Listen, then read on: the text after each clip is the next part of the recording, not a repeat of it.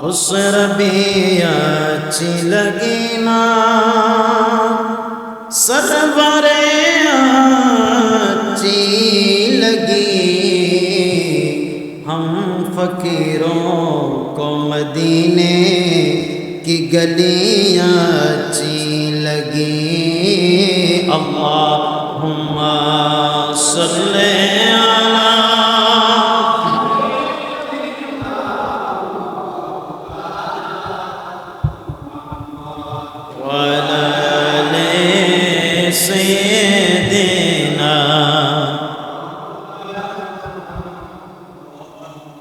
এসেছিয়ে যাব একা সঙ্গে কেহ যাবে না, যে জন্য যাবে সে জন্য আছে ওই সোনার মদিনা। আল্লাহুম্মা সাল্লি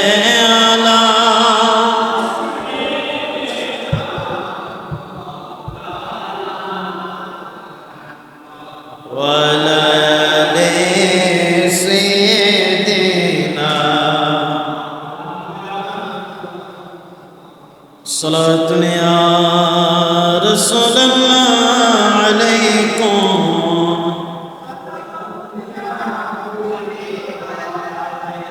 इस तरफ जो नूर है तो उस तरफ भी नूर है, जर्रा जर्रा सब जहां का नूर से मामूर है। सलातुन या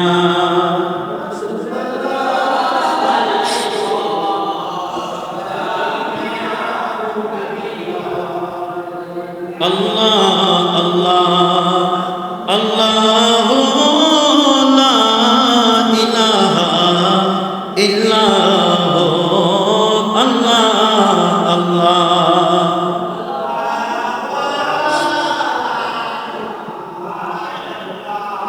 अव्वल आखिर सब कुछ जाने, देखे बाईद व करीब, गायब की खबरें अल्लाह का वो हबीब नबी जी। अल्लाह अल्लाह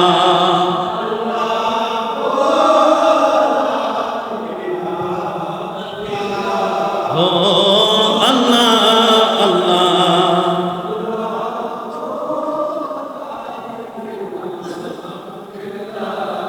अऊज़ु बिल्लाहि मिनश शैतानिर रजीम। बिस्मिल्लाहिर्रहमानिर्रहीम। ऐनमा तकूनू युदरिकुमुल मौत वलौ कुन्तुम फी बुरूजिन मुशय्यदा। सदक़ल्लाहुल मौलानाल अज़ीम व सदक़ रसूलुहुन नबियुल हबीबुल करीम। আলহামদুলিল্লাহ রব্বুল আলামিনের পাক দরবারে লক্ষ কোটি শুকরের সিজদা আদায় করি, যে মালিক মওলা দয়া করে মেহেরবানি করে মাহে সফর শরীফের প্রথম জুমা আদায় করার সুযোগ দান করেছেন। মুনিবের দরবারে শুকরিয়ার্থে একবার জবান খুলে পড়ি আলহামদুলিল্লাহ। সাথে সাথে লক্ষ কোটি দুরূদ ও সালামের নাজরানা পেশ করি আকায়ে নামেদার তাজদার মদিনা নবী কুল সম্রাট बादशाह दुलजहा सुल्तान दुलजहा गरीबेर बंधु फकीरेर सहारा गुनाहगार उम्मतेर पार कांडारी नबी मुहम्मद रसूलुल्लाह सल्लल्लाहु ताआला अलैहि वसल्लमेर नूरानी कदम मुबारके আল্লাহ পাক আমাদের প্রত্যেকের ইবাদত বندگی রুকু সিজদা তাসবিহ তাহলিল আমাদের জুমা কবুল আর মঞ্জুর করুক। সবাই বলি আমিন। সম্মানিত মুসল্লিন ইকরাম, মাহে সফর শরীফ আয়ামে জাহিলিয়াতের যুগে, অন্ধকার যুগে সফর মাসকে অকল্যাণের অমঙ্গলের মাস বলা হতো। মানুষ মনে করত সফর মাসে যত বলা মুসিবত সব কিছু সফর মাসে সংঘটিত হয়। উলামায়ে কিরাম বলে, ইসলাম বলে, শরীয়ত বলে বলে এই ধরনের ধারণাটা এটা একটা কুসংস্কৃতি। কারণ প্রত্যেক মাস আল্লাহর, প্রত্যেক দিন আল্লাহর, প্রত্যেকটা সময় আল্লাহর, প্রত্যেকটা মুহূর্ত আল্লাহর। সূরা পড়েন সুবহানাল্লাহ। এই কুসংস্কৃতি এখনো আমাদের সমাজে আছে। আমরা মুরব্বীরা বলতে শুনেছি, বলে সফর মাসে বিয়ে শাদী করা যাবে না, সফর মাসে এটা করা যাবে না, ওটা করা যাবে না, বলে এগুলো সফর মাসের মধ্যে নিষিদ্ধ। সূরা পড়েন নাউজুবিল্লাহ। এগুলো এক ধরনের কুসংস্কৃতি। বড় বড় হাস্তি, বড় বড় আল্লাহর ওলিরা, বড় বড় বুজুর্গানের দিনরা এই মাসের মধ্যে বিয়ে শাদী করেছেন, এই মাসের মধ্যে ভালো ভালো কাজ করেছেন। সূরা পড়ি সুবহানাল্লাহ। আল্লাহ আমাদেরকে বুঝার এবং আমল করার তৌফিক দান করুন। আপনার আমার বলা মুসিবত, এগুলো যদি আল্লাহ পাক রব্বুল আলামিন আহকামুল হাকিমিন দয়া করে মেহেরবানি করে এগুলো আল্লাহ পাকের পক্ষ থেকে এসে যাবে। কোনো মাসকে কেন্দ্র করে, কোনো দিনকে কেন্দ্র করে এগুলো আসে না। আল্লাহ রব্বুল আলামিন আহকামুল হাকিমিন কোরআনে কারীমের মধ্যে রব্বুল আলামিন আহকামুল হাকিমিন ইরশাদ করে, মা আসাবাকা মিন হাসানাতিন ফামিন আল্লাহ ওয়া মা আসাবাকা মিন সাইয়্যাতিন ফামিন নাফসিকা। আল্লাহ রাব্বুল আলামিন আহকামুল হাকিমিন বলে মাহবুব, আপনার যে কল্যাণ হয়, আপনার জন্য যেগুলো ভালো, আপনার জন্য যেগুলো নিয়ামত, সেগুলো আল্লাহর পক্ষ থেকে। সুবহানাল্লাহ। আল্লাহ বলে মা আসাবাকা মিন হাসানাতিন, আপনার জন্য যে নিয়ামত, আপনার জন্য যেগুলো ভালো, আপনার জন্য যেগুলো কল্যাণ, আপনার জন্য সন্তান কল্যাণ, আপনার জন্য বিয়ে শাদী, এগুলো কল্যাণ নিয়ামত, আপনার জন্য ধন দৌলত, এগুলো নিয়ামত, আপনার সুস্থতা, এগুলো নিয়ামত, আপনার নিঃশ্বাস, অক্সিজেন, কার্বন ডাইঅক্সাইড, এগুলো আবরণ করা, এগুলো পাওয়া আপনার জন্য নিয়ামত। আল্লাহ বলে ফামিন আল্লাহ, এই নিয়ামতগুলো আমি রবের পক্ষ থেকে। নিয়ামতগুলো কার পক্ষ থেকে? আল্লাহর পক্ষ থেকে।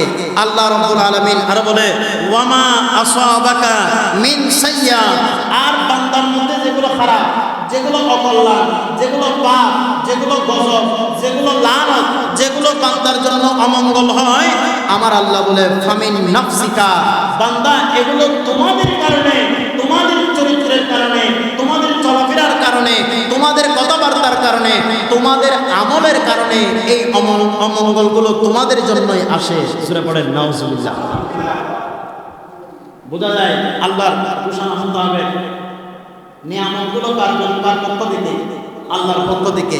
আমার আল্লাহ দান করেন।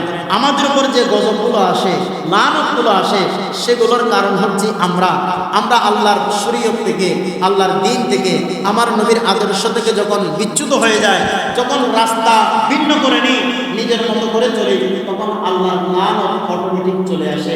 আল্লাহ আমাদেরকে বোঝার তৌফিক দান করুন। সালাতুন ইয়া রাসূলুল্লাহ।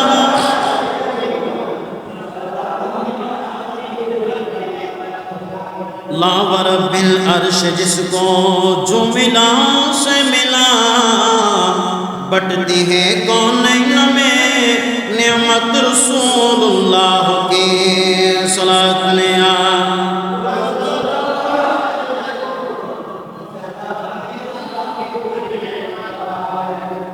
সম্মানিত মুসল্লি کرام, এই বলা মুসিবত এগুলো কোনো মাসের কারণে, দিনের কারণে আসে না। এগুলো নিয়ামতগুলো আসে, কল্যাণগুলো আসে আল্লাহর পক্ষ থেকে, আর গজবগুলো আসে আমাদের কারণে। আল্লাহ আমাদেরকে বোঝার তৌফিক দান করুন। আল্লাহ আমাদেরকে গজব থেকে বাঁচার তৌফিক দান করুন। আল্লাহর প্রিয় মেহবুব সাল্লাল্লাহু তাআলা আলাইহি ওয়াসাল্লাম হাদিসে মুবারাকার মধ্যে ইরশাদ করে, আমরা তো যখন গুনাহ করি, যখন পাপ করি, অপরাধ করি, আমাদের গুনার কোনো কি নেই? সীমা? একটু কথা বলেন। আমাদের গুনার কোনো সীমা? আমাদের গুনার কোনো সীমা নাই।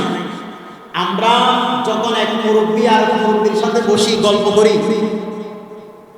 এক মুরব্বী আর মুরব্বীর সাথে যখন বসে গল্প করি, এক বন্ধু যখন আর বন্ধুর সাথে বসে গল্প করার সুযোগ হয়, এক বিয়াই যখন আর বিয়াইয়ের সাথে বসে গল্প করার সুযোগ হয়, এক বিয়াইন যখন আর বিয়াইনের সাথে বসে গল্প করার সুযোগ হয়, এক আত্মীয় আর আত্মীয়ের সাথে যখন গল্প করার সুযোগ হয় 5 মিনিট 3 মিনিট 10 মিনিট সময় পেলে উনি কি কি ভালো কাজ করেছেন শুধু সেগুলো বর্ণনা করেন, ঠিক কিনা? ওয়া হইতারো না আই ইয়ান বুঝছি, আই ইয়ান বুঝছি, আই ফোয়ারে ইয়ান করে দি, আই আর বাবুল্লাহ ইয়ান বুঝছি, এই ধরনের গল্প গুজব 10 মিনিট সময় পাইলে বিয়াইকে, বন্ধুকে, আত্মীয় বন্ধু, আত্মীয় স্বজনকে 10 মিনিটের ভিতর আপনার জীবনে মূল কি কি কাজ করেছেন, ভালো ভালো কাজগুলো আপনি আপনার বন্ধুর কাছে, সঙ্গীর কাছে এগুলো বর্ণনা করেন, ঠিক কিনা? আর কিন্তু আমার আপনার জীবনে কতগুলো গুনাহ করেছি, কতগুলো পাপ করেছি, অপরাধ করেছি, আল্লাহর বিধান ছেড়ে দিয়েছি, কয়জন মানুষের হক নষ্ট করেছি, কয়জন বন্ধুকে কষ্ট দিয়েছি, কয়জন ভাইকে কষ্ট দিয়েছি, এগুলো একবারের জন্য 1 মিনিটের জন্য আমরা মুখ থেকে একটু কথা বলেন বের করি? এ পর্যন্ত কোনো বন্ধুকে বলে নাই, বন্ধু আয় তো খামার কান বুঝছি, ওই তোর তো টাকাই দি, ঈদের তুন 2 লাখ নিয়ে মারে দি, ঈদের তুন এন বুঝছি, ওই তোর গড় গান ভাঙি দি, সুযোগ পাই হাজার লাগায়, এই ধরনের কোনো নিজের কোনো অপরাধের কথা কাউকে বলে? কিন্তু নিজের ভালো কথাগুলো আমরা কি করি? বলি। যতক্ষণ সময় পাই ততক্ষণ বলি, যতক্ষণ সুযোগ পাই ততক্ষণ বলি। আমরা চাই মানুষ আমাদের ভালো কাজগুলোর কথা শুনে আমাদেরকে ভালো মানুষ বলুক, ঠিক কিনা? মানুষ আর কি মনে করো, সুইসাব মনে করো না, ইবে তো যেতাইন কাজ গজ্জি বলে কর, ইবে তো যেতাইন বালা হাম গজ্জি বলে কর, জীবন মেদি ইবের মতো তো সুহিসাব, ইবের মতো তো বালা মানুষ আর নাই, মানুষ বেতাইন কেন হাম করি তারে? আমরা চাই মানুষ আমাদের প্রশংসা করুক, কিন্তু আমার আল্লাহ চাই বান্দা তুমি যখন গুনাহ করো, তুমি যখন অপরাধ করো, অপরাধের কথা তুমি স্মরণ করো, অপরাধের কথা স্মরণ করলে আল্লাহ আমি এটা কেমনে করলাম, আল্লাহ আমি এটা ভুল করেছি, আল্লাহ আমি এটা অপরাধ করেছি, এভাবে যখন আল্লাহর দরবারে এটা আপনি স্মরণ করবেন, জিকির করবেন, আল্লাহর কাছে মাফ চাইবেন, আল্লাহ আপনার জীবনের গুনাহগুলো মাফ করে দিবেন। একটু জোরে বলেন না সুবহানাল্লাহ। এরকম আমাদের সমাজের মধ্যে গুনাহ করা, পাপ করা, অপরাধ করা এই ধরনের মানুষ আছে না নাই?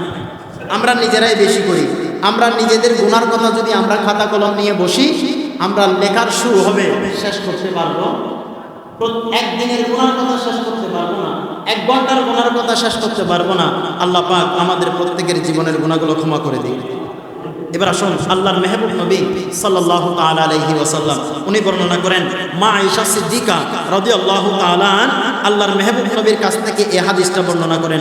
আল্লাহর মেহবুব নবী বলে, ক্বালা রাসূলুল্লাহ, সবাই পড়ি সাল্লাল্লাহু আলাইহি ওয়াসাল্লাম, ইদা কাসরাত যুনুবুল আবদি ওয়া লাম ইয়াকুন লাহু মা ইউকাফফারুহা মিন আমালি তালাহুল্লাহু বিল হুসনি লিয়ুকাফফারাহা আনহু। সূরা পড়েন সুবহানাল্লাহ। আল্লাহর মেহবুব নবী বলে, আল্লাহর কোন বান্দা গুনাহ করেছে, অপরাধ করেছে, খারাপ কাজ করেছে, কিন্তু আল্লাহ রহমানুর রহিম, আল্লাহ বড় দয়াবান, আল্লাহ চায় তার বান্দাকে মাফ করে দেওয়ার জন্য। সুবহানাল্লাহ। আল্লাহ কি চায়? বান্দাকে, একটু জোরে বলেন, আল্লাহ বান্দাকে কি করতে চায়? মাফ করতে চায়। বান্দা গুনাহ করবে, বান্দা অপরাধ করবে, বান্দা অনিয়ম করবে, বান্দা পাপ করবে, আমার আল্লাহ জানেন, আল্লাহ চাই তার বান্দাকে মাফ করে দেওয়ার জন্য। আল্লাহর মেহবুব নবী বলে, বান্দা যখন গুনাহ করে, বান্দা যখন অপরাধ করে, আমার আল্লাহ চাই ওই বান্দাকে মাফ করে দেওয়ার জন্য। কিন্তু মাফ করে দেওয়ার জন্য উসিলা তালাশ করে, কিভাবে মাফ করা যায়, কেমনে মাফ করা যায়। কেন মাফ করন যায় বান্দারে? কেন তার গুনাহের মাফ করন যায়? কেন তারা আবার সুযোগ দিয়ে যায়? আর আল্লাহ ওই বান্দাল্লাই উসিলা তালাশ করে, যেতে তালাশ ব্যক্তি দেখে বান্দায় বেরতে নামাজও নাই, রোজাও নাই, হজও নাই, যাকাতও নাই, বালাকামও নাই, সদকাও নাই, মানুষের ভালো ব্যবহার করছি যে এরকম কোনো আমল নাই। এই বান্দায় বেরে আল্লাহ বাসায় ঢুকে নে আন নবী সরকারে মদিনা আর পার কান্ডারি আর গুনাহগার উম্মতর পার কান্ডারি নবী মুহাম্মদ রাসূলুল্লাহ সাল্লাল্লাহু আলাইহি ওয়াসাল্লাম আর বাসায় বেল্লাই সিস্টেম করে দি সুবহানাল্লাহ। আল্লাহ বান্দার গুনাহগার বান্দার গুনাহ ক্ষমার জন্য যখন আমল খুঁজে ভালো আমল পায় না, যখন ভালো আমল পায় না, কোনো আমল থাকে না, কিন্তু আল্লাহর দয়া আল্লাহর মেহেরবানি তার উপর থাকে। সুবহানাল্লাহ। আমাদের সমাজে, আমাদের গ্রামে, আমাদের পাড়া প্রতিবেশীদের মধ্যে, পাড়া মহল্লায় আমাদের অনেক ভাই আছে, অনেক মুরব্বী আছে, অনেক মুসল্লি আছে, গুনাহগার, নামাজ তেমন করতে পারে নাই, ভালো কাজ করতে পারে নাই, তেমন ভালো কাজের মধ্যে নাই, নামাজের মধ্যেও নাই, কিন্তু মানুষটা আদবদার। এরকম আছে না নাই? এখানে যখন আছে না নাই? মানুষ কি ইবের তা আদব আছে। কোনো মুরব্বীরা কোনো সময় বিয়াদবি নাও করে, কোনো মুরব্বীরা কোনো সময় গাল নাও দেয়, কোনো বড় ভাইরা কোনো সময় বিয়াদবি নাও করে, কিন্তু মানুষ গুনাহগার, তার তো কোনো নামাজও নাই, নামাজ কালামও নাই, রোজা ইবাদত বন্দেগী আর আপনি যেভাবে দরকার আর যেভাবে পাঁচ ওয়াক্ত নামাজ পড়ে যাবা, যে সকল মুসল্লি আর পাঁচ ওয়াক্ত মসজিদে যাই ইবেতে এন কোনো আমল নাই, কিন্তু তাতে একটা গুণ আছে। কি আদব? তাতে কি আছে? কেন জোর কি আছে? আদব আছে। ইবে দোয়ানোর ফারত বই, সিগারেট টানের, বিড়ি টানের, আতিককে মুরগিকে দেখিয়ে তাড়াতাড়ি লোক ওই ইবের নিজরে সালাম সালাম আলাইকুম বলা শুনে ইয়েন কির কারণে, আদবের কারণে, ইয়েন কির কারণে। আর মুরব্বীদের তো দেখি মার মা ওইবে তো আকার আপন বুঝছি, ইবে তো দেখি জিবেতে কি আছে? আদব আছে। মুরব্বী খুশি হয়ে গেই আর এই যুগ বুঝছি, বড় ভাই খুশি হয়ে গেই আর এই যুগ বুঝছি, ফুয়াতে কোনো আমল না তাইলেও মসজিদ না যাইলেও তাতে কি আছে? আদব আছে। এই আদবই যদি মুরব্বী হয়, বড় ভাই হয়, মহল্লাবাসী হয়, ইয়েন আর আল্লাহ তো পছন্দ করবে।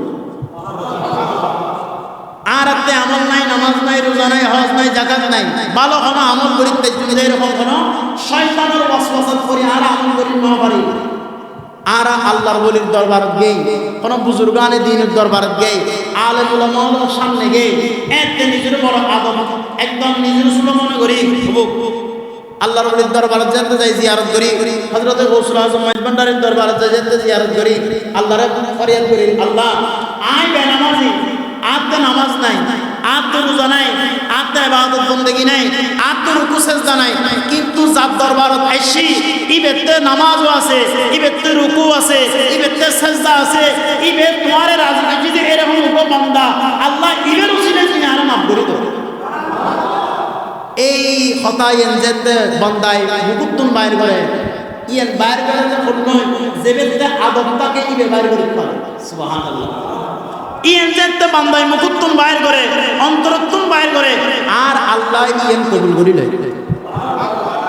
এত আল্লাহ সুন্নি হলের ইবাদত বন্দেগী যেতুর তাকে কথা হোক ই তারা চেষ্টা করে, মুরব্বিও লরে, উলামায়ে কেরাম বলে, আল্লাহর ওলিও লরে, ইতারার সামনে আদব রক্ষা করিবেন, ইতারারে মোহাম্মত করিবেন, ইতারার সামনে আদব করে চলিবেন। সুবহানাল্লাহ। আল্লাহ আরারে বুঝিবে তৌফিক দান করে। আল্লাহর মেহবুব নবী হর বান্দাই গুনাহ করছি, কিন্তু ইবে তখন আমল নাই, ইবের বাসায় কোনো হর আল্লাহতে ইবে আল্লাহ ইবের বাসাইব কেন বাসাইব?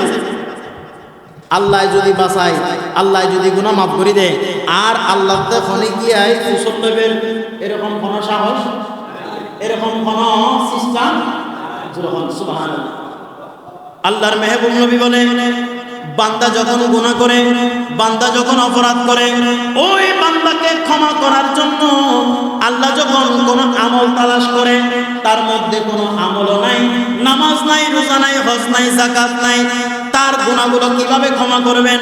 আল্লাহ রাব্বুল আলামিন আকামুল হাকিমিন ওই সময়ের মধ্যে ওই বান্দার জন্য ইবতালাহুল্লাহু বিল হুজনি লিয়ুকাফফারাহা আনহু, ওই বান্দার শরীরের মধ্যে আল্লাহর রূপ দিয়ে দেয়, বালা মুসিবত দিয়ে দেয়, অসুস্থ করে দেয়, অসুস্থতার মাধ্যমে, রোগের কারণে, বিমারের কারণে আমার আল্লাহ ওই বান্দার জীবনের গুনাহগুলো মাফ করে দেন।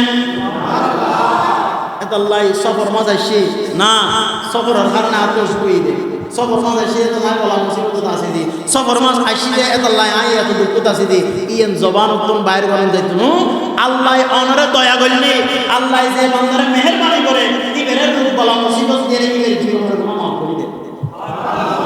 সালাতুন ইয়া রাসূলুল্লাহ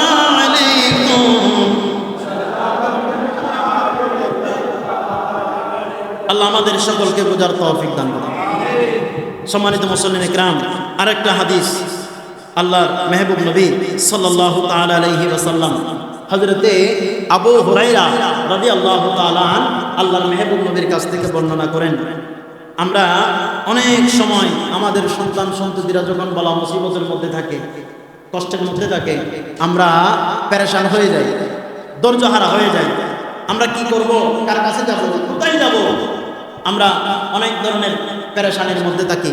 আল্লাহর মেহবুব নবী সাল্লাল্লাহু তাআলা আলাইহি ওয়াসাল্লাম ওই সকল বান্দাদের জন্য বলে, ক্বালা রাসূলুল্লাহ, সবাই পড়ি সাল্লাল্লাহু আলাইহি ওয়াসাল্লাম, লা ইয়াজালুল বালাউ বিল মুমিনি আও আল মুমিনাতি ফি নাফসিহি ওয়া মালিহি ওয়া ওয়ালাদিহি হাত্তা ইয়ালকাল্লাহ ওয়া মা আলাইহি মিন খতিআতি। সুবহানাল্লাহ।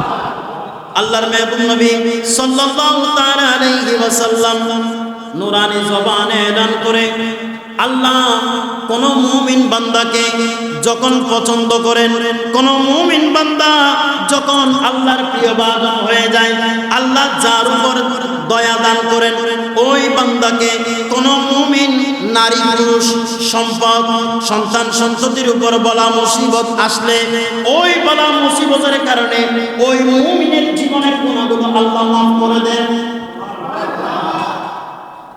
আপনার দৌলতের মধ্যে, সম্পদের মধ্যে পানির কারণে পুকুর থেকে মাছ চলে গিয়েছে, চাষাবাদের ফসল নষ্ট হয়ে গিয়েছে, আপনার বিল্ডিং ভেঙে গিয়েছে, আপনার সন্তান অ্যাক্সিডেন্ট করেছে, বলা মুসিবতের মধ্যে কষ্টের মধ্যে আছে, আমার রাসূল বলে, উম্মত পেরেশানি করো না, আল্লাহর সিদ্ধান্তের উপর তুমি তাওয়াক্কুল করো, আল্লাহর উপর ভরসা করো, আল্লাহর সিদ্ধান্তকে মেনে নাও, আমার আল্লাহ এই সবরের কারণে তোমার জীবনের গুনাহগুলো মাফ করে দেবে।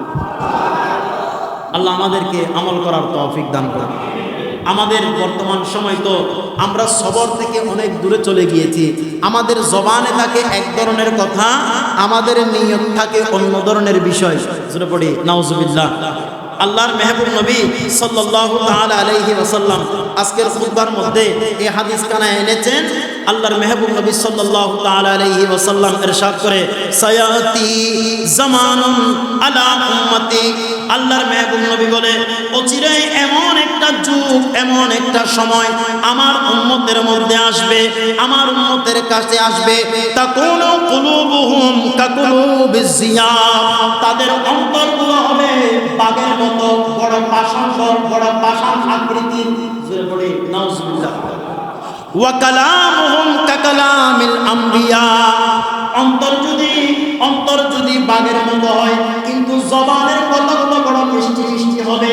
নবীরা যেভাবে সুন্দর সুন্দর কথা বলেছেন, মিষ্টি মিষ্টি কথা বলেছেন, মানুষের সাথে নরম নরম আচরণ করেছেন, তাদের কথাগুলো নরম নরম হবে, অন্তরটা বাঘের মতো হবে। জোরে পড়ি নাউজুবিল্লাহ। আমরা সে সময়ের মধ্যে আছি, আমরা সেই সময়ের মধ্যে আছি, আমরা সেই সময়ের মধ্যে এসে গিয়েছি। আল্লাহ পাক আমাদেরকে বুঝার তৌফিক দান করুন। আল্লাহর মেহবুব নবী বলে, ওয়া ফাইলুহুম কাফাইরিন ফিরাইনা, কথাগুলো তাদের নবীদের মতো হবে, কিন্তু তাদের কাজগুলো হবে ফেরআউনের মতো।